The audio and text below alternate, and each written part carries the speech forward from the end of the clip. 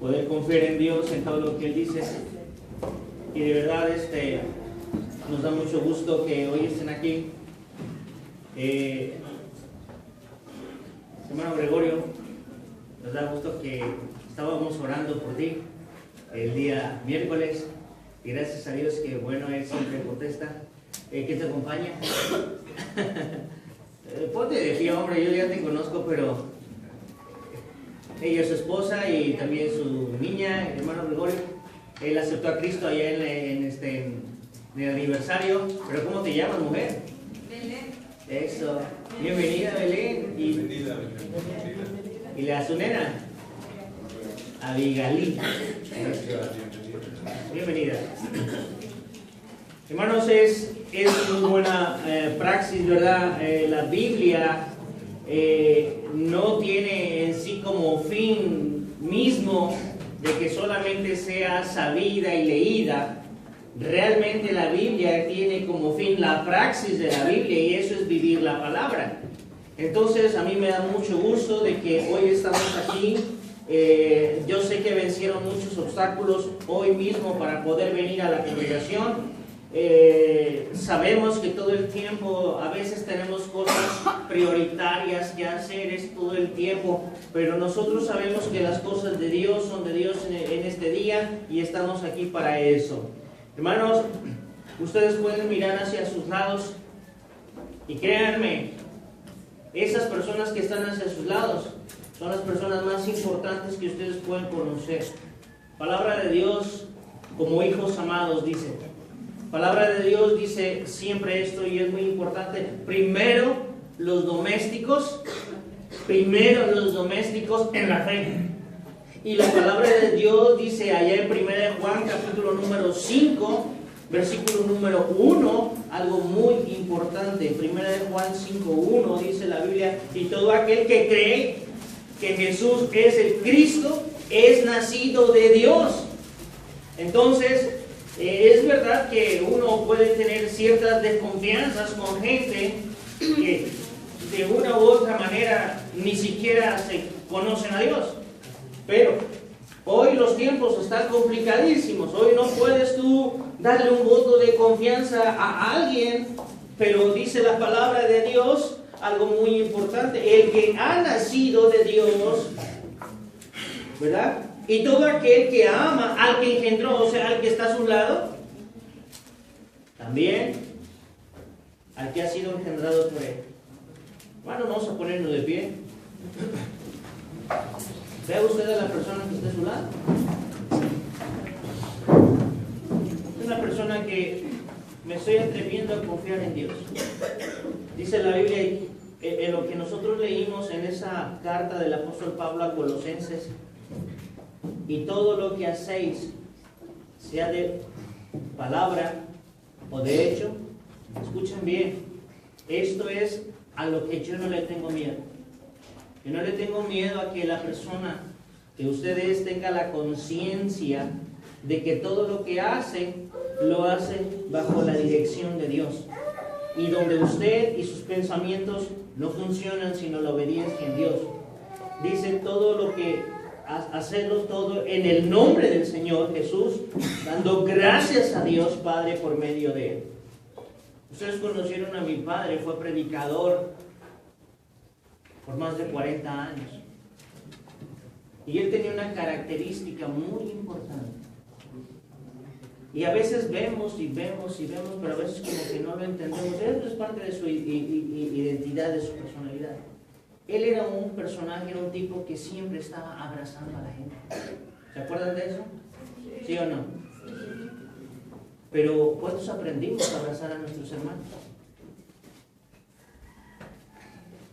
Entonces usted tiene hoy en esta mañana la oportunidad de tener a su persona a un lado, la más importante. Ustedes son los más importantes en esta congregación. Puede darle un abrazo a su hermano y qué gusto verle. La palabra de Dios dice que es bueno habitar en comunión. Denle un abrazo a su hermano, hermanos, por favor. Es una buena práctica. Estoy seguro que hace tiempo que no abrazaba a su hermano. Hace mucho tiempo que usted no abrazaba a su hermano. ¿Sí o no? A veces salimos y tenemos cosas más importantes que hacer y nos vamos. Que Dios les bendiga. Todo lo que hacéis, esto es lo bueno, todo lo que hacéis. Esa es la libertad en Cristo. Todo lo que hacéis, hazlo para agradar a Dios. Y nosotros tenemos una gran ventaja. Como tratamos nosotros a nuestro hermano, es como tratamos a Cristo. Esa es la realidad de nuestras vidas. Vamos a orar.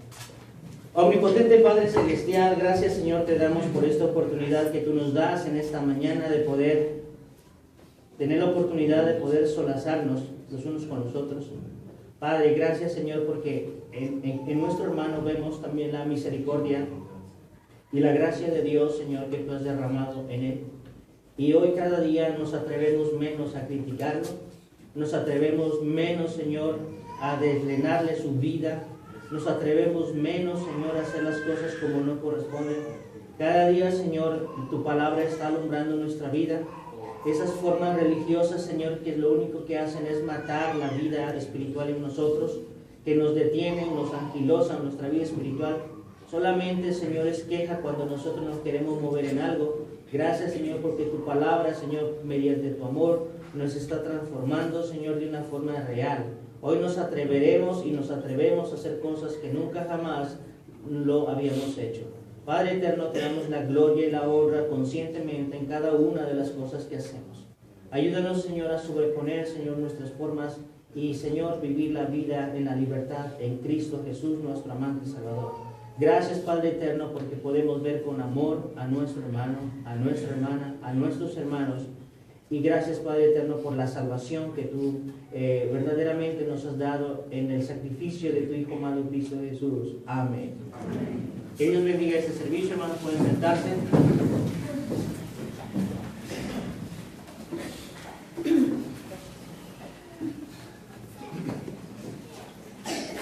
Hoy vamos a tener un tiempo muy interesante.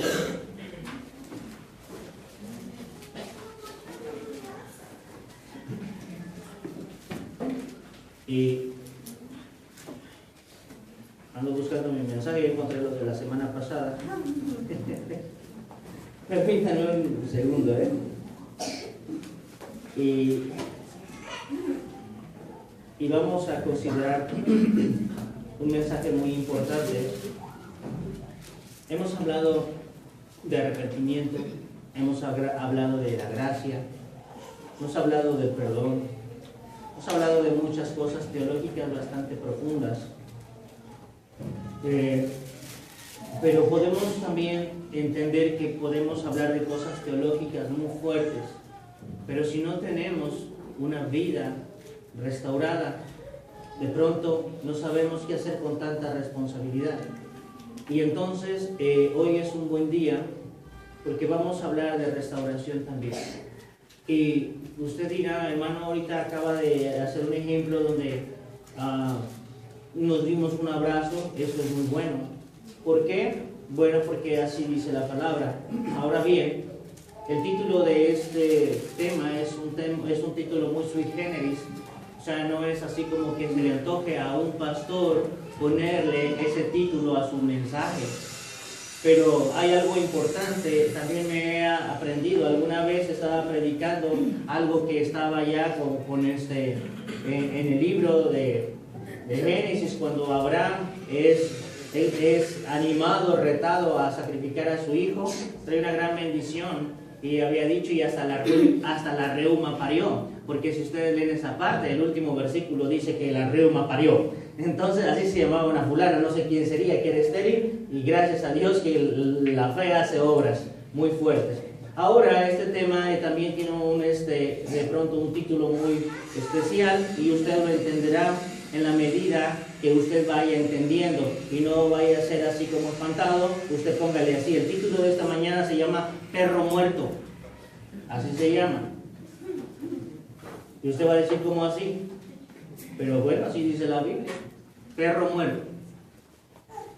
¿Qué es lo que nosotros tenemos? Vamos a mirar lo que está en el segundo libro de Samuel, en el capítulo número 4, en el versículo número 4. Dice la palabra de Dios, y Jonatán, hijo de Saúl, tenía un hijo lisiado de los pies. Tenía 5 años de edad cuando llegó de Jezreel, llegó la noticia de la muerte de Saúl, de la muerte de Jonatán, y su nodriza le tomó y huyó. Mientras iba huyendo, apresuradamente, se le cayó el niño y quedó cojo, y su nombre era Mefiboset. Entonces, Mefiboset es un tema muy importante en la vida de todos los cristianos. Es un tema que nosotros debemos de considerar impresionantemente este título. ¿Por qué? Porque aun cuando a veces no nos enteramos de por qué está pasando esas cosas en nuestras vidas, eso no quiere decir que no estemos sufriendo esos eventos en nuestras vidas. Mefiboset. Hermanos, ¿cuántas cosas deben haber pasado? O peor todavía, o peor aún, estar pasando en la vida de alguien para que pueda expresar estas palabras de sí mismo, tratando de explicar con ellas su condición actual. ¿Qué debe de pasar? ¿Cómo es que muchas veces el hombre es creado para otra cosa? El hombre fue creado para gloria y honra de Dios. Yo no he visto en ninguna parte de la Biblia que el hombre fue creado para vergüenza, para desgracia, para tragedia. No, yo no veo eso. Ese es el deseo del pecado, ese es el deseo de parte de Satanás, arruinarle la corona de la creación a Dios. Y ese es usted y ese soy yo. ¿De verdad? ¿Qué tendría que estar pasando para que la forma de pensar de alguien caiga en la peor situación, en la peor condición, y poder considerarse así como perro muerto? En la palabra de Dios va a existir como 3 o 4 expresiones de esta naturaleza que tienen algunas connotaciones verdaderamente particulares. Esta es la peor humillación en esta parte de la Biblia, del segundo libro de Samuel. Decir perro muerto es la peor humillación en la que una persona se puede encontrar. ¿Y eso quién lo hace? Hermanos, es bien importante. Por lo menos este hombre tiene la conciencia plena de saber de su condición. Esto ya es ganancia. Hay veces que solamente preguntamos por qué las cosas en la vida van de forma diferente. Y de pronto no sabemos, nuestra conciencia está cauterizada, acostumbrados verdaderamente a los estereotipos, acostumbrados verdaderamente a las limitaciones, acostumbrados verdaderamente a vivir en condiciones que no son para las que usted y yo fuimos diseñados. Y una cosa que se ocupa en algo para la que no fue diseñada, la vive todo el tiempo, la vive mal. Todo el tiempo vive una vida verdaderamente complicada. El verse en esta condición, el saberse en esta condición, Mefiboset está hablando de sí mismo. ¿Quién soy yo? ¿Quién soy yo que soy como un perro muerto para que tú me mires a mí? Este es el adjetivo calificativo. Parece ser muy fuerte, aún para escucharlo. Pero en verdad a veces parece que es el que define la más real condición de la situación que alguien está viviendo. Hay algunos versículos que están en otras Biblias que dicen que al perro más flaco se le van que todas las pulgas. Eso uno lo sabe. Y parece que no entiendes por qué tu vida está tan desastrosa. Puede ser que tengas una pinta de que en tu vida no pasa nada. Porque hasta eso, podemos aprender a hacer eso. ¿Está bien eso? El hombre puede mirar que no le está pasando nada, pero por dentro está verdaderamente abatido, verdaderamente destruido. Y el peor de todas las cosas es que Dios ni siquiera se detiene a mirar el exterior de ni un ser humano. Dios siempre está mirando el corazón. Porque cuando Él mira el corazón, entiende qué es lo que está pasando afuera. Eso es una verdad, una realidad. Dios no se detiene a mirar el exterior. Dios siempre está mirando el corazón del hombre. Jeremías está diciendo, engañoso y perverso es el corazón, el Kiliá, allá donde se torció todo el asunto. ¿Quién lo conocerá? Yo, dice, yo lo conozco, dijo Jehová. Y es por eso que la palabra de Dios revela lo que nosotros somos.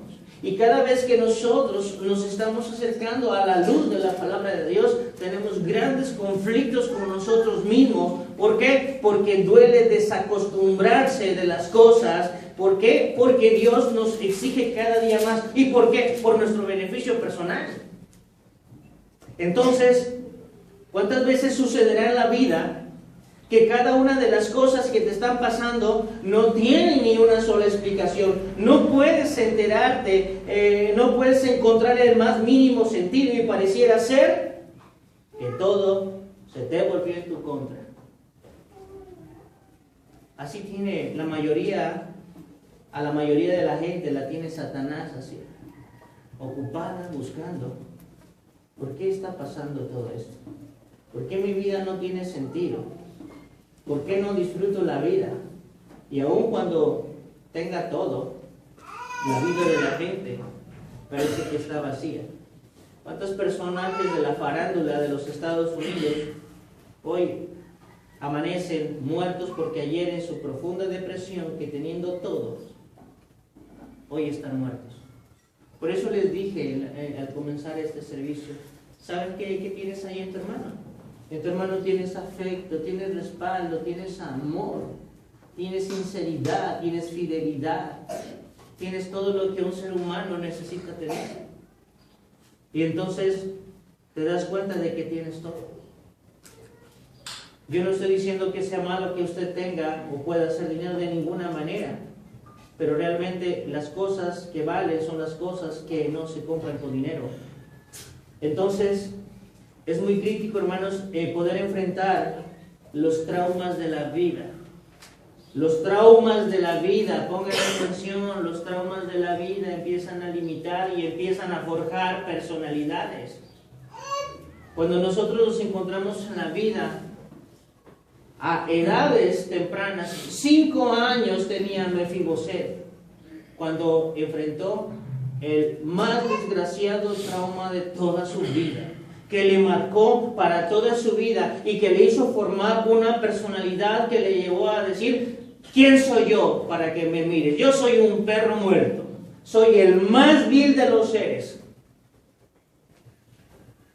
Había leído que es mejor formar hijos fuertes. Eso es mucho mejor, crear hijos fuertes, que remendar adultos rotos. Porque a los adultos, de veras, son complicados. Pero nuestras tareas están en crear hijos fuertes. Mefiboset, un niño que le cambió la vida un simple traumatismo, obvio, por una mala decisión, obvio, por una situación muy fuerte que venía, que ahorita se los voy a explicar, quedó así. Entonces, es necesario que nosotros entendamos que enfrentar los traumas de la vida de pronto se vuelve una situación siniestra y ahora está contra uno y comienzas a ver que de pronto te has quedado absolutamente solo.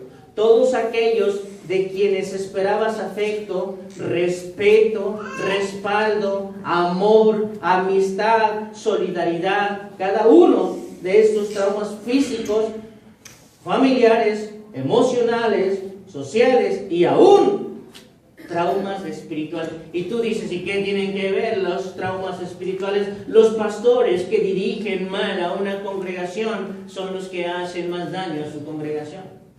Y de pronto la gente no quiere ir a una iglesia. ¿Por qué? Porque ahí la religión es la peor expresión de la gracia de Dios. Y uno está pensando en eso. Y uno se siente en desventaja. Y uno no quiere ir. Y uno no se quiere congregar. Y uno se siente indigno. ¿Y qué me van a decir? Y la gente me conoce. Y la gente me va a apuntar. Y la gente me va a calificar. Eso es religión. Jesús siempre está diciendo: venid a mí todos los que estáis trabajados y cargados, que yo los haré descansar. Siempre Dios está restaurando las vidas con disciplina, los está restaurando con amor. Y disciplina no lo entiende como un castigo. Disciplina no, disciplina es una enseñanza correcta que le ha de dar la forma correcta a tu vida. No son los latigazos ni son los varazos, no, eso no es disciplina. Nosotros tenemos que entender las cosas como son, como dice, como es su significado. Entonces, los traumas sociales, emocionales, familiares, ¿cuánta gente no ha encontrado situaciones difíciles? En los mismos padres hemos formado traumas en nuestros hijos que de pronto, ¿ustedes saben por qué la gran mayoría de los hijos cristianos les cuesta mucho trabajo convertirse a Cristo? Por traumas espirituales. ¿Sabes que el 40% de los hijos de los cristianos no se convierten por el mal testimonio de sus papás? Es el 13% la influencia de los amigos. El mundo no tiene tanta influencia como las personas que van a la iglesia, ven una iglesia hipócrita. Ese es otro porcentaje muy alto por lo que la gente no se convierte. Qué triste, paradójico. Muchas veces los actuales de las vidas personales causan problemas impresionando, mandándole y levantándole una reputación a Dios que no tiene. Nosotros necesitamos estar bastante conscientes de qué es lo que hacemos en nuestra libertad, en Cristo Jesús, súper conscientes, decidiendo ser dirigidos por la persona del Espíritu Santo a toda la verdad. Entonces, cada una de estas situaciones que suceden en tu vida, que empiezan a afectar profundamente tu identidad, que empiezan a darle forma a una personalidad equivocada, y comienza uno a aceptar tanto nuestra vil condición que creemos que de verdad perro muerto quiere decir ese es el que yo soy. En 1 de Samuel capítulo número 31, ahí vamos a comenzar. 1 de Samuel capítulo número 31, los versículos 1 y 2, dice la palabra de Dios lo siguiente: los filisteos pues pelearon contra Israel, y los de Israel huyeron de delante de los filisteos y cayeron muertos en el monte de Gilboa. Y siguiendo los filisteos a Saúl y a sus hijos, mataron a Jonatán, a Abinadab y a Malquisua, hijos de Saúl. Y arreció la batalla contra Saúl, y le alcanzaron los flecheros, y tuvo gran temor de ellos. Entonces dijo Saúl a su escudero: saca tu espada y traspásame con ella, porque no vengan estos incircuncisos y me traspasen y me escarnezcan. Mas su escudero no quería, porque tenía gran temor. Entonces Saúl tomó su propia espada y se echó sobre ella. Y no tan solo Saúl se echó sobre su espada, sino también su escudero se echó sobre su espada. Y aquí comienza toda esa tragedia. Hermanos, lo que es nacido en la carne es pecado. Todo lo que nazca en su carne, todo lo que nazca en su carne, aún las mejores intenciones, que a veces uno piensa que esas intenciones son mejores que las intenciones de Dios. Una gran equivocación. Las intenciones del hombre son perversas y no podemos nosotros dejarnos llevar por las impresiones que ven nuestros ojos. Normalmente, siempre que estamos actuando en lo natural vamos a morder el polvo. Nosotros tenemos que ver desde la perspectiva elevada de lo espiritual, y yo he dicho esto y sostengo esto, que todas las batallas que ganas en lo espiritual se ven reflejadas en tu vida natural. Pero no es al revés, nunca será al revés, que las batallas que ganes en lo natural se tengan que ver reflejadas en lo espiritual. Eso nunca va a suceder.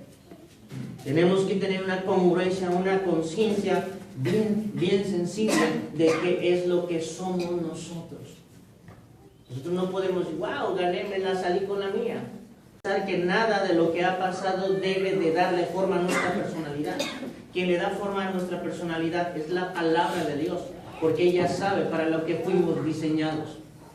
Vea lo que dice la palabra de Dios en Efesios capítulo número 1. Y usted no se salga de eso en su vida, por favor. Usted cuando quiera esté tentado a hacer cosas que no, usted sepa que no fue diseñado para eso. Dice la palabra de Dios, Efesios 1:4, según nos escogió. Y como Dios no se equivoca, usted nunca debe de pensar que Dios se equivocó cuando usted lo estuvo eligiendo, cuando usted lo estuvo escogiendo. Usted no puede pensar, yo no puedo hacer eso. No le levante falsos a Dios. Dios no se equivoca.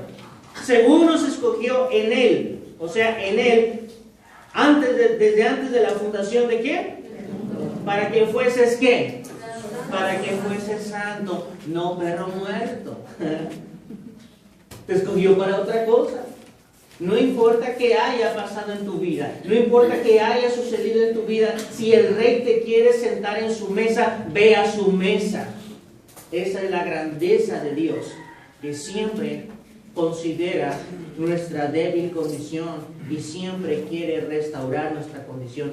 Hoy murió Saúl, hoy murió Jonatán y murieron sus otros 2 hermanos. Son 4 hermanos, los que queda uno. Queda uno que hoy no fue a la batalla. ¿Quién sabe qué es lo que le pasó? Tal vez hacía mucha calor, porque muy probablemente eso es lo que pasó.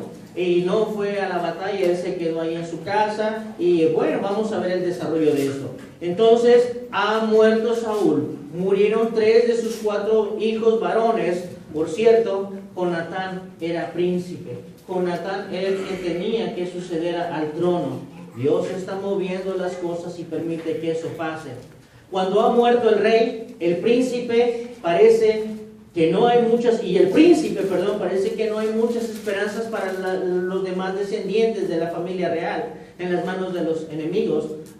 Ahora en victoria, van a acabar con la familia, van a ir en contra de la familia.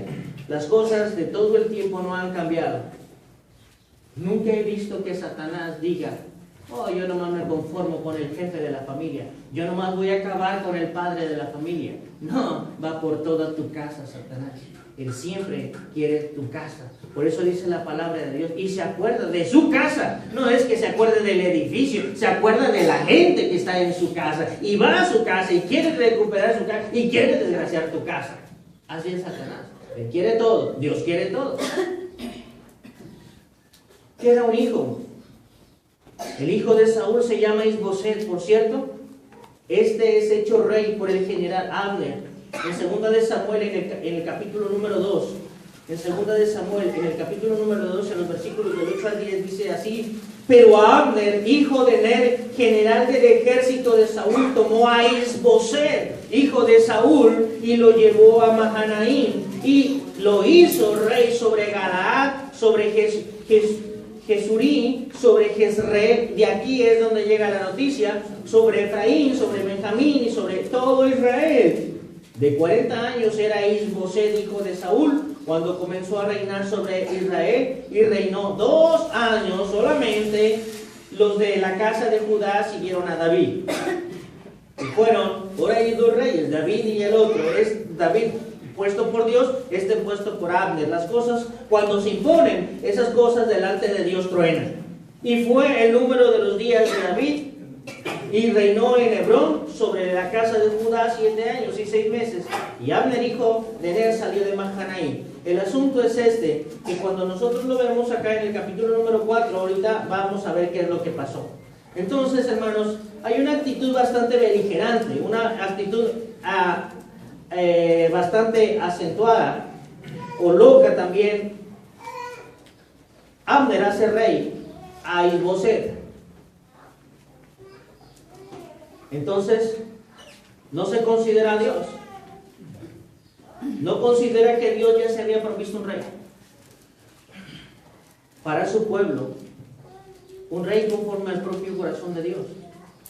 Y como siempre suele suceder, que de todo árbol caído la mayoría, cuando ve la oportunidad de pronto quiere hacer ganancias y empieza a hacer leña. Hoy está un reino tronado, está Saúl muerto, están sus 3 hijos muertos, y de pronto hay un hijo que queda. Y en el capítulo número 4 dice la palabra de Dios esto: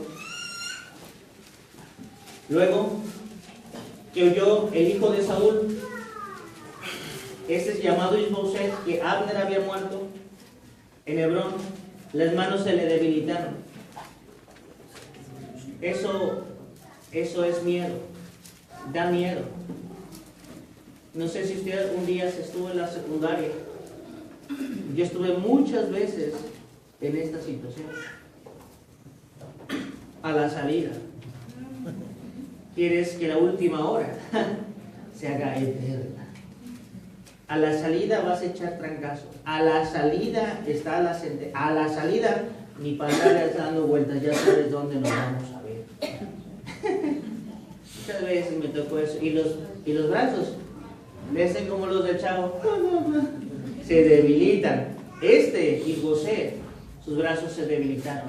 Abner, su general, había muerto y había 2 sabandijas en su reino de este. Estas 2 personas, siempre esas enemigas de él, uno se llamaba Bana y otro se llamaba Recab, hijos de Rimón Berotita. Esos 2 eran jefes de 2 bandas de merodeadores. Y como ellos estaban diciendo, si Saúl no pudo, si Jonatán no pudo, si su hermano no pudo, si su otro hermano no pudo, pues hay que sacarle aquí a río revuelto ganancia de pescadores. Hay que echarnos a este que se llama Isboset y hay que llevarle la cabeza de Isboset a David y él nos va a recompensar.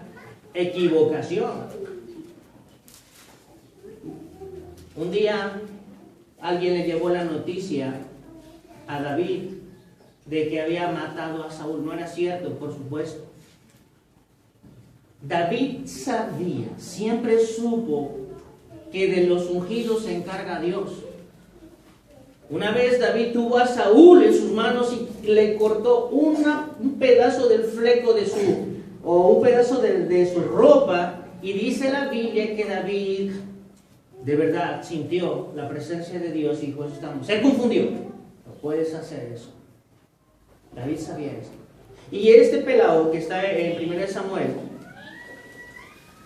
llega y le da una noticia equivocada y dice, maté a Saúl. Lo que hizo David fue matar a él, porque él dice, no puedes tocar un ungido de Dios. David no tenía sus manos, pero no se atrevió a hacer absolutamente nada de eso. Muere.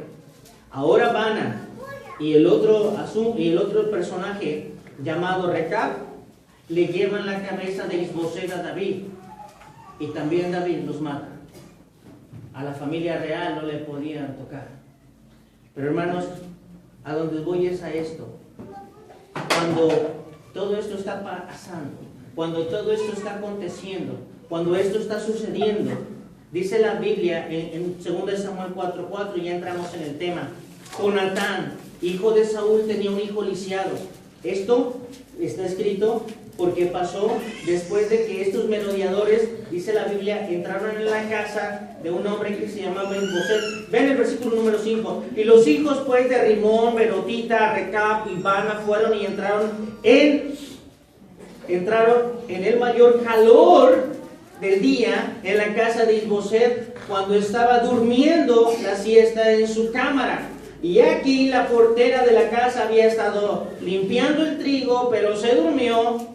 Y fue así como Recab y Bana y su hermano se introdujeron en la casa. Y cuando entraron en la casa, Isboset dormía sobre su lecho en su cámara, y lo hirieron y lo mataron y le cortaron la cabeza, y habiéndola tomado, caminaron toda la noche por el camino del Araba para llevarle la gran noticia a David de que había acabado con el último de sus enemigos, pensando que David iba a aplaudirles el hecho. Hermanos queridos, dice el versículo número 4, Jonatán, hijo de Saúl, tenía un hijo lisiado de los pies. Todo esto pasó cuando pasó que entran todos estos merodeadores. La nodriza, dice la palabra de Dios, cuando oyó la noticia de Jezreel, de Saúl y Jonatán muertos, la nodriza tomó a un niño y huyó. Mientras iba huyendo, apresuradamente se le cayó el niño y quedó cojo, y su nombre era Mefiboset. El único hijo que quedaba de los descendientes de Saúl, Mefiboset. Ahí también estaba el hijo de Jonatán, este bebé de 5 años, que cuando su nodriza se enteró de que el peligro le amenazaba a los descendientes del rey, Saúl lo tomó y, envolviendo en una sábana, huyó con él corriendo tan fuerte como pudo para esconderle y escaparle su vida. ¿Qué sería? No sé, la misma sábana, tal vez alguna piedra, tal vez pisó un pozo, tal vez una rama, tal vez una raíz. El asunto es que se tropezó, cayó y el niño quedó lisiado para toda su vida. Luego, para completar la tragedia, no hay una sola palabra en la Biblia que no tenga sentido. Lo llevaron a un lugar llamado Lodebar, un lugar donde no hay comunicación, un lugar que por más que quieras hablar y comunicar, las cosas no se dan. Nosotros tenemos un lugar aquí que se llama la zona del silencio, ya por el norte. Puedes llevar la música más recio que puedes cuando entras a esa zona. No hay un solo ruido. ¿Quieres hablar con alguien? No hay comunicación. Es algo que no entiendo. Lodebar es algo parecido. Hermanos, ¿cómo puede ser esto? Lodebar, muchos cristianos sin saberlos, están en Lodebar. ¿Y qué es eso? Hermanos, ¿cuántas veces no sentimos de oír la palabra de Dios? ¿Cuántas veces no oímos la palabra de Dios? Pero la pregunta, ¿esa palabra de Dios está actuando en nuestra vida? Y usted dígame, si eso es una realidad. ¿A cuántas cosas que nosotros oímos de la palabra de Dios que deben de tratarse por fe, la razón las aniquila? Es como una persona paralítica. Tu cerebro lo tienes completo, tu cerebro está bastante bien, tus interconexiones nerviosas entre hemisferio derecho y izquierdo están perfectamente bien, pero tienes una sección de nervios a nivel de quinta lumbar. Y quieres caminar, y quieres correr, y tu cerebro manda una señal, y quieres hacer eso, y no puedes. Muchas veces existe un pecado que rompe la comunicación entre Dios y nosotros, y queremos hacer, y no puedo, y yo también deseo, y no puedo, y la palabra de Dios es fiel, sí pues, pero hay una sección, está partida mi comunión entre Dios. Sé, por muchos años he sabido, por muchos años he oído, pero ¿por qué no lo puedo hacer? Muchos vivimos en Lodebar, solamente sabiendo lo que yo soy, pero no siendo lo que debo ser. Esta es una tragedia. Esta es la enseñanza de este jovenazo. Lodebar, un lugar, la tierra del nunca jamás, del no se puede, del no lo voy a lograr, no voy a ser diferente, no voy a salir de aquí, no podré servir, no puedo hacer nada. Dios es diferente. Entonces, ¿cómo pudo haber sucedido esto? ¿Cómo puede llegar un ser humano de estar diseñado para la santidad y eso no es la cosa más aburrida? A la gente que le encanta el pecado es la cosa más fea, buscar la santidad. Pero cuando has nacido de nuevo, cuando amas eso, que has nacido de nuevo aún en contra de tus propias perspectivas, tú tomas la decisión de seguir a Dios y vas a la santidad. Es necesario pensar en esto. ¿Cómo puede suceder esto? Pensar, fíjense bien, Mefiboset, todos sus anteriores muertos, el rey, el príncipe, su padre, sus otros 3 tíos están muertos. ¿A él le tocaría qué? ¿A él le tocaría ser qué? Rey. Pero hoy es un miserable lisiado. En vez de vivir en la casa del palacio, hoy está viviendo en el peor lugar del mundo, en la tierra del nunca jamás, en la tierra de Lodebar. Cuando su vida debía ser expuesta en público, hoy está oculto. Hay muchos que quieren su cabeza de Mefiboset. Cuando debía probablemente cabalgar en sus carros, en sus caballos, hoy está lisiado. Cuando parecía que había planes para él, hoy no tiene ni futuro. Cuando debía correr, saltar, hoy no puede más que mirar. Muchas veces nosotros tenemos esa perspectiva. Fuimos llamados, fuimos escogidos para ser capacitados. Nuestro diseño es para darle la gloria a Dios. Y muchas veces nuestra vida da vergüenza. ¿Por qué? Porque lo que se oye de la Biblia llega a Lodebar. No se puede comunicar a través de la vida de cada uno de nosotros. Yo no conozco tu vida, tampoco me interesa mucho. Yo vengo a decirte lo que dice la palabra de Dios y lo que Él trata primero conmigo. Nosotros estamos diseñados para grandes cosas. Nosotros fuimos diseñados para darle la gloria y la honra a Dios. Vean lo que dice en Romanos capítulo número 8, para que vean lo que yo estoy diciendo. No lo digo de mí, yo no hubiese podido inventar una sola palabra de la palabra de Dios.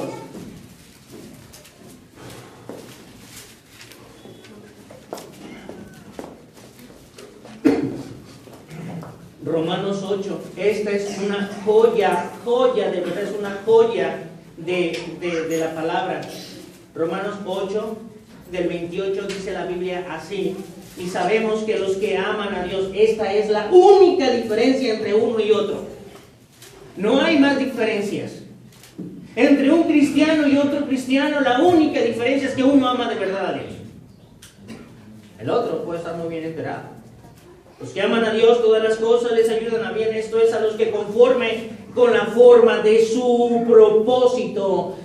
Dios no es un improvisador. Dios no tiene los pensamientos ni los sentimientos embotados como nos los embotó a nosotros el pecado. Dios sí tiene propósitos. Uno quiere hacer 1000 cosas y no hace una en la vida. A los que conforme a su propósito son llamados. Porque a los que antes conoció, eso es su omnisciencia. También los predestinó, los hizo para algo específico, para que fuesen hechos. Esta es la predestinación. Dios nos predestinó para ser conforme a la imagen de su Hijo, para que Él sea el primogénito entre muchos hermanos. Y a los que predestinó, hay un destino. ¿Cuál es el destino del cristiano? Ser como Él, ser como su Hijo de Dios. Nos hemos perdido en el camino. Y a los que predestinó, a estos también llamó. Y a los que llamó, a estos también justificó. Y me gusta esto. Y a los que justificó, a estos también glorificó. ¿Pero en dónde nos caímos? ¿Qué nos provocó ese trauma emocional? ¿Qué nos provocó ese trauma espiritual? ¿Qué te da vergüenza que te apunten? Yo le voy a decir algo, de mí pueden decir muchas cosas. ¿Sabes cuáles me preocupan de todas? Las que piense Dios. Lo demás me importa un comino. De verdad. Ese es el asunto. No tiene que estar bien clarito. Y todo lo que hagas, sea de palabra o sea de hecho, hazlo para gloria de Dios. Y lo que no viene de Dios, ni te apures. No te preocupes. ¿Cómo suceden las cosas? Tenía algo diseñado y hoy se está arruinando. Y para colmo, Lodebar, no hay nada, solo desgraciados, gente profundamente frustrada, gente sin sueños, gente sin esperanza, gente sin aspiraciones, desamparados, leprosos, ciegos. Ahí está Mefiboset.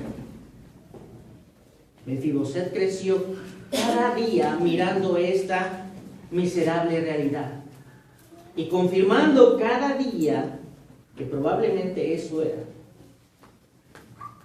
un sembrador de vergüenza. Eso es Mefiboset, sin esperanza, sin Dios, tanto que llegó a adoptar esa personalidad ¿quiénes son los primeros que le dicen a sus hijos, a tu hijo eres menso? ¿El vecino? No, no te atrevas, vecino, a decirle menso a mi hijo, porque te vas a comer tus dientes. Yo soy el que le puedo decir menso a mi hijo. Y desde ahí le van formando esa personalidad a su hijo. Yo no permito que le diga a otro, pero yo sí le puedo decir, mira, que tendría que amarle más, es el que más le va a causar daño. ¿Cuántas veces se preguntaría Mefiboset, ¿por qué mejor no morir? ¿Por qué no me dejaste morir? Hubiese muerto como príncipe. Hoy estoy como desgraciado. 5 años y no vivir en esta vil condición. No es fácil tener que enfrentar realidades abruptas para las cuales no está preparado. Eso es particular de Mefiboset. No, hermanos, no es particular de nadie.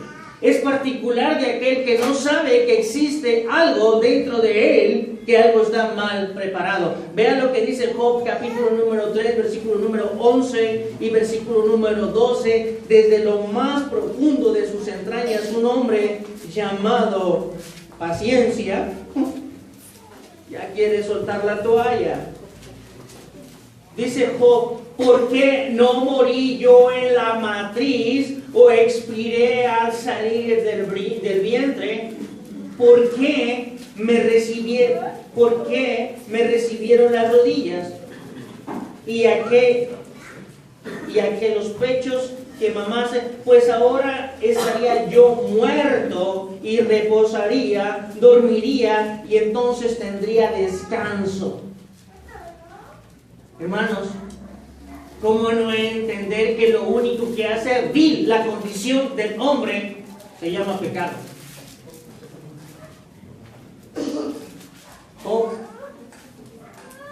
Job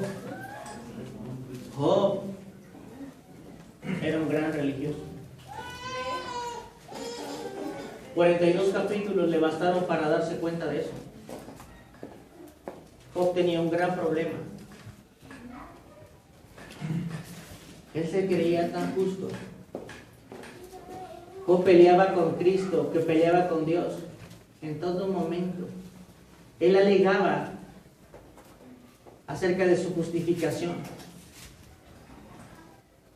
Muchas veces nosotros como cristianos decimos, es que yo no me merezco esto, y es que yo no me merezco esto, y tú crees que Dios es de ayer. En Job 34, Job 3 es el comienzo, Job 1 es el comienzo de la desgracia de Job, porque hay pecado dentro de él. Pero en Job 34, 36 dice la palabra de Dios, deseo yo que Job sea probado ampliamente. O sea, si estás probado, te voy a sacar lo que te está desgraciando la vida. Te voy a hacer que te enteres que no eres la personita que crees que dices. Deseo yo que Job sea probado ampliamente ¿a causa de qué? A causa de sus respuestas. Fíjense bien, ¿a qué se parecía Job? Sus respuestas eran semejantes a la de los hombres inicuos, porque a su pecado añadió ¿qué? Rebeldía. Bate palmas contra nosotros y contra Dios multiplica sus palabras. Job, no eres diferente, eres exactamente igual que la demás plebe.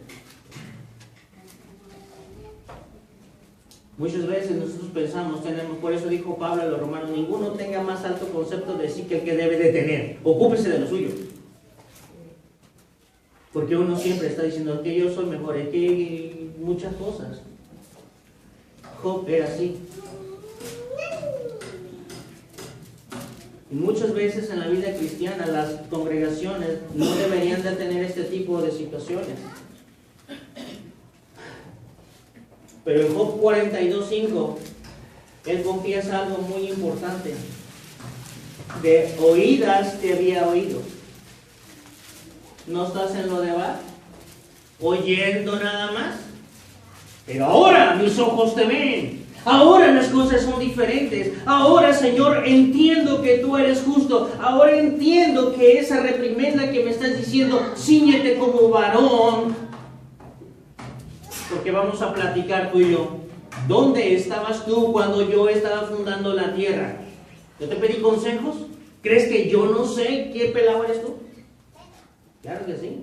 Queridos, es importante cuadrarnos con Dios. Es importante vivir bajo la dirección de su palabra. Cuando estás viviendo bajo la dirección de su palabra, tu vida es diferente, mi vida es diferente, la vida del cristiano es diferente.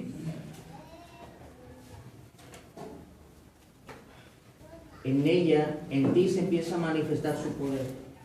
En ti se empieza a manifestar su gracia.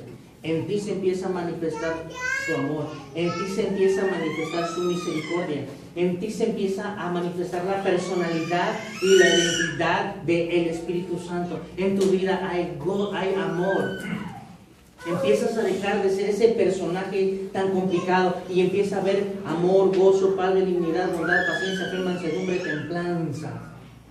Ese es el sello del Espíritu Santo. Son las características del Espíritu Santo las que se transmiten y se reflejan en una realidad a través de ti. Lo demás es una triste religión. Y ni una sola religión lleva a Dios. Esa es una verdad. Lo demás, donde escucha uno y no puede hacer. Eso es lo demás.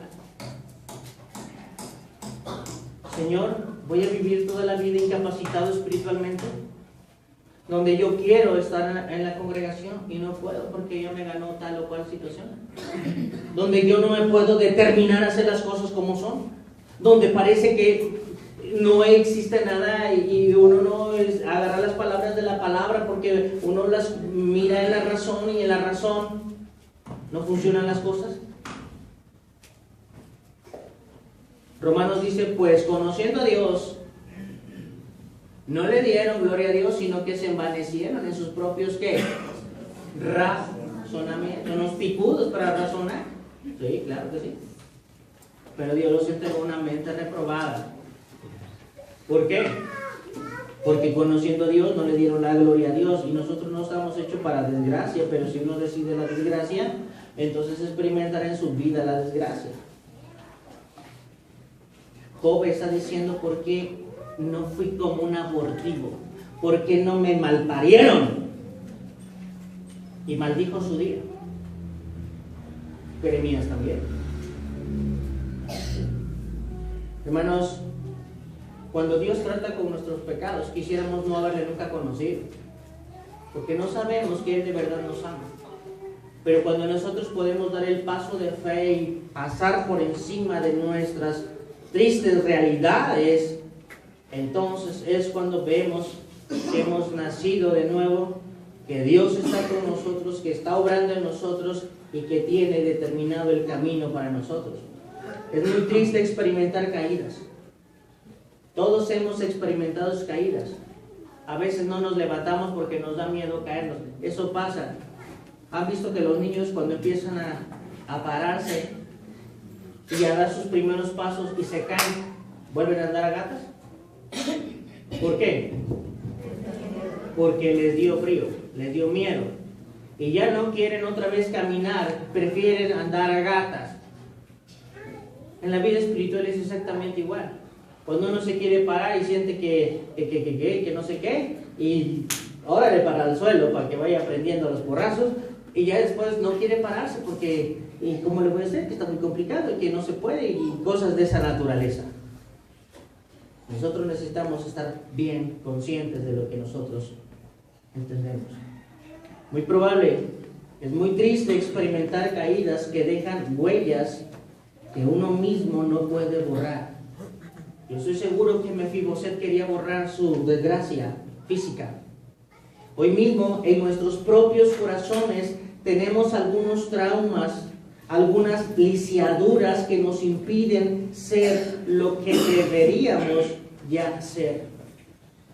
y nos hacen sentir viles, nos hacen sentir indignos, nos hacen sentir miserables.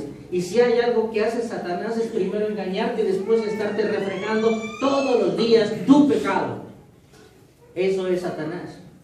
A Satanás no se le olvida tu pecado. A Dios sí, pero Satanás no. Satanás no te la perdona, Dios ya te perdonó. Y aun cuando oímos las palabras, esto es lo más triste, que oímos la palabra de Dios y no llega a nuestro corazón, está en lo de bar. Solamente es información. De oídas te había oído, de oídas te había oído. La realidad con Dios es diferente y hay que verla. Ese es el deseo de mí para esta congregación, que lo veamos. Aun cuando oímos la palabra, queremos mandar la señal a nuestra vida para vivir la vida para la cual fui diseñado y no puedo responder. La pregunta es: ¿quién te dejó caer? ¿Quién te dejó caer? Hay quien de pronto necesita el respaldo de su padre. Hay quien de pronto necesita el respaldo de su madre. ¿No se supone que estos son los seres que más te aman? ¿Y no lo tienes hoy? ¿Hay un gran conflicto en la vida? ¿Hay alguien en quien confiabas y de pronto te traicionó y marcó profundamente tu corazón, que hoy te ha dejado lisiado para volver a confiar en alguien? ¿No le sucede eso? ¿O no me pasa a mí? Bueno, este sermón nomás es para mí. Hay quien de pronto se enamoró y se decepcionó tanto que le ha dejado poco el corazón y no quiere volver otra vez a pasar por esa experiencia. Tal vez el pecado que acariciabas en secreto y que creías que no te dañaría, te ha dejado así. Hay quien de pronto esperabas esa responsabilidad y ese carácter y hoy no sabe qué hacer. Cuando tú estás de pronto que te casas y llega el momento en que hay que sacar las cosas como deben de ser y de pronto las cosas se confunden y se empiezan a torcer. La pregunta es: ¿quién nos dejó caer? Que hoy piensas que esa debe de ser tu personalidad, que esa debe de ser tu identidad. Eso no es así.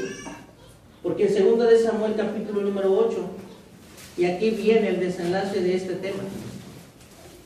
Aquí viene lo lindo de este tema. Y es esto. En 2 de Samuel 8:15 dice la palabra de Dios: y reinó David. Gracias a Dios porque hubo otro rey. Y reinó David sobre todo Israel. Esto es lindo, porque aquí no hay sesgos. Aquí no hay preferencias. Aquí no hay preferencias. Reinó sobre todos y sobre todo Israel. Y David administraba justicia y administraba equidad a todo su pueblo. Ninguno es más que otro, ninguno es menos que otro. David está administrando equidad. Capítulo número 9, versículo número 1. Dijo David: ¿ha quedado alguno de la casa de Saúl a quien yo haga misericordia por amor a Jonatán? ¿Ha quedado alguno en la casa de Saúl a quien yo haga misericordia por amor a Jonatán? David no está haciendo más que una evocación del capítulo número 20 de Primera de Samuel.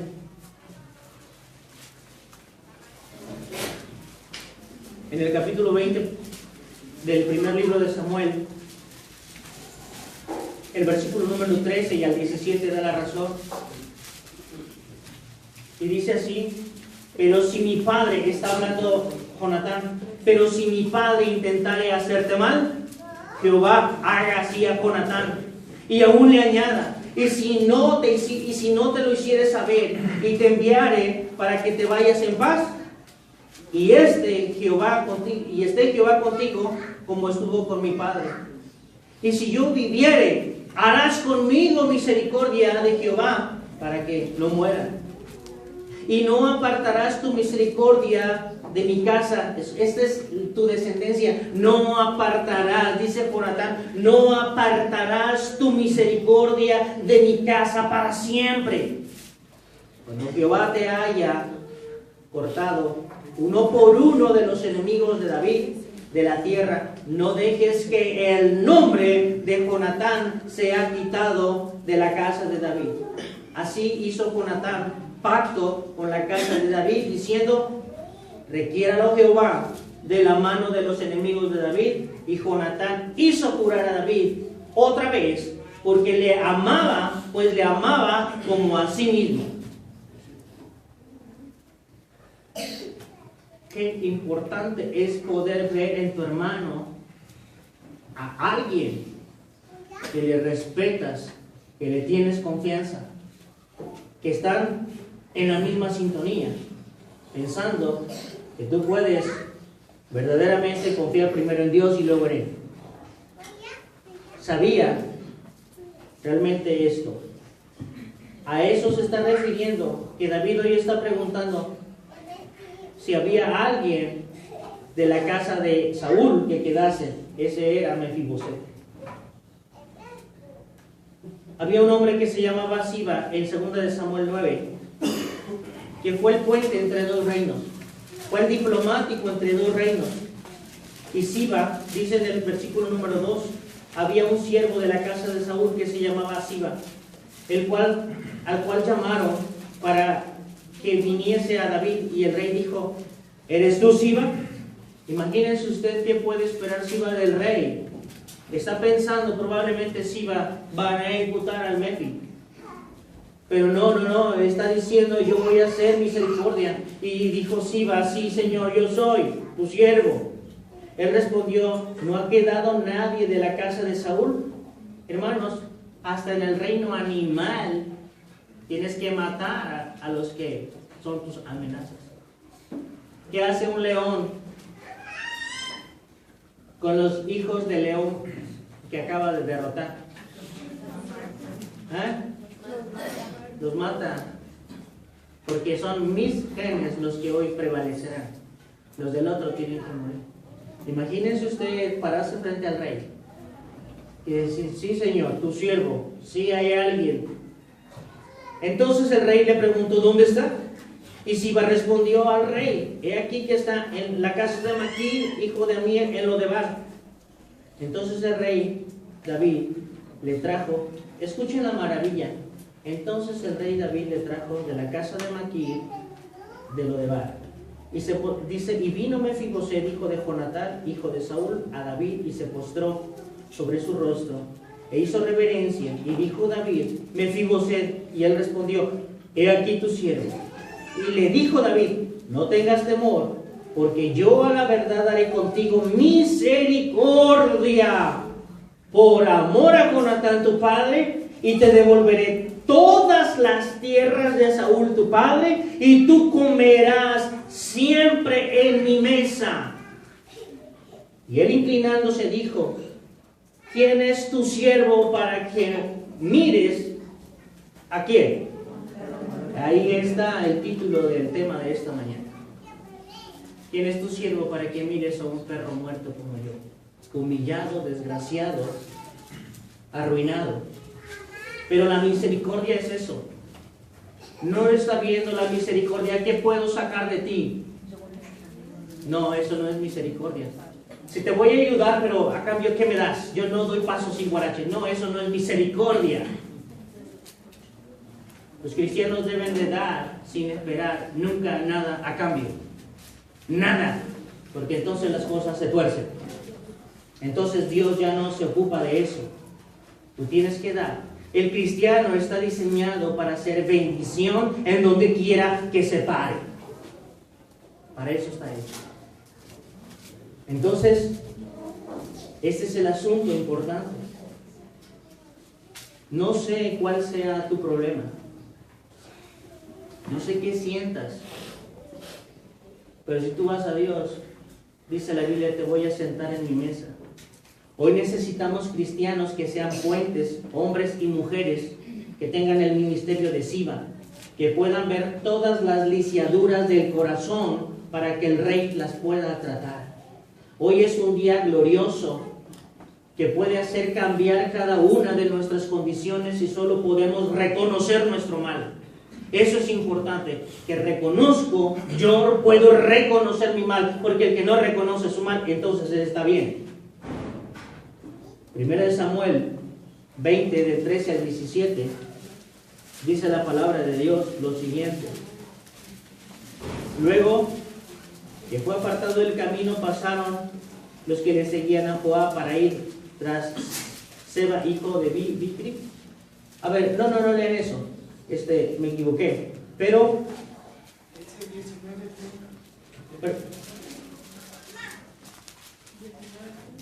19, ¿qué, hermano?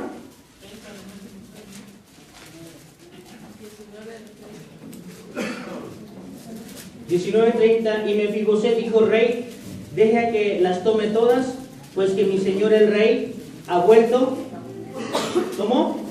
En paz a su casa. Vamos a terminar con esto. Allá fue el rey David, pero hoy David ya no está. Pero ¿sabes quién sí está? Hoy está Cristo. Hoy está el Señor Jesús. Y quiero que te vayas al libro de los Hechos, en el capítulo número 2. Y quiero que te gloríes. Esto es dar frutos de labios. Esto es hablar de la seguridad. Esto es hablar de lo que realmente tienes. No puedes gloriarte de lo que no tienes. Nunca puedes gloriarte de lo que no tienes.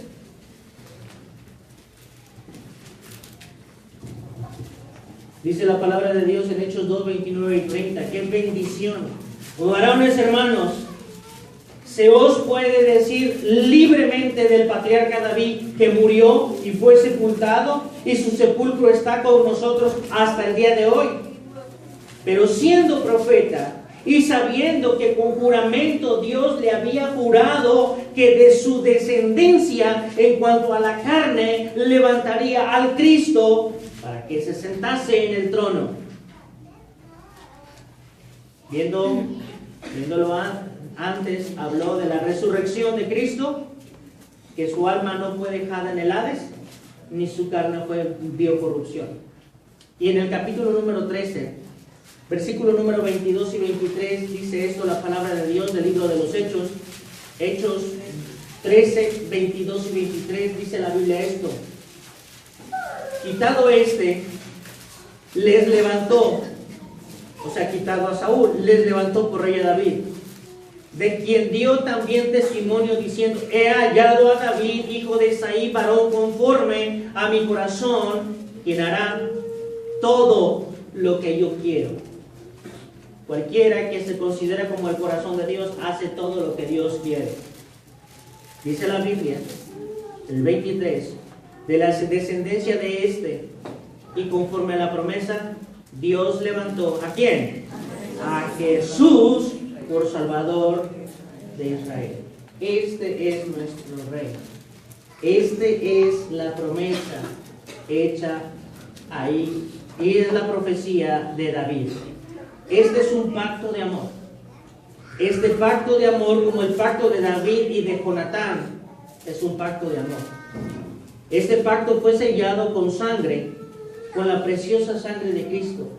Mefiboset pasó de lo de Bar al palacio del rey, del oculto a lo público, del temor a la seguridad, de la mendicidad a la provisión, de comer indignamente a estar sentado en la mesa del rey, de no tener nada, le devolvieron sus tierras, de no tener siervos, ahora tiene siervos a Siba y a sus otros servidores. Hermano, hermana, amigo o amiga, yo no puedo ver tu corazón. De verdad que no lo puedo ver. Pero quiero decirte que si hay algo que limita en tu corazón, y que cambió tu condición y que cambió tu personalidad también y te hace sentir vil, te hace sentir miserable. Porque a veces Satanás nos llena de una dignidad bastante demoníaca y dice, que no me lo merezco, nadie se merece nada. Si te equivocaste, lo que haya hecho, que haya marcado tu vida, es momento para que hoy puedas estar con Dios. Él quiere perdonarte, Él quiere restaurar tu vida. No sé qué traumas tengas, pero de verdad Dios le ama. De verdad Dios quiere que cambie sus perspectivas. Y una persona que vive con seguridad de las cosas de Dios, las cosas son diferentes. Véanlo, los niños maltratados difícilmente se quitan eso de su cabeza si no les ayuda a Dios. Pero los niños que crecen con amor y seguridad son personas diferentes también. Solo tienes que reconocer cuál es tu condición y venir a Jesús. Él te puede limpiar de eso que hoy te avergüenza, que te licia, ese pecado oculto que no te deja obedecer, que oyes muy bien, pero que no te deja obedecer. Que uno puede seguir lisiado en la obediencia, lisiado en la oración, lisiado en la comunión, lisiado en la fe. Ese es el pecado que deja al hombre hoy así. Hoy la puerta de la gracia está absolutamente abierta para que vengas a Él. Deja de pensar en lo que debió ser o en lo que pudo ser. Deja de mirar a quien te dejó caer y mira a Cristo, quien te puede restaurar. Déjalo de bar y ven al mismo trono de su gracia y estoy seguro que ahí encontrarás socorro oportuno. Eso es lo que yo creo. Eso dice Hebreos capítulo número 4. Puedes encontrar perdón, hayas hecho lo que hayas hecho. Puedes restaurarte. Pero hermanos, hoy necesitamos gente que tenga un corazón haciendo la voluntad de Dios. Que salgamos de nuestro lodebar en todo momento y obremos con el poder de la palabra, exponiéndolo en nuestro diario vivir. Hermanos, que Dios les bendiga.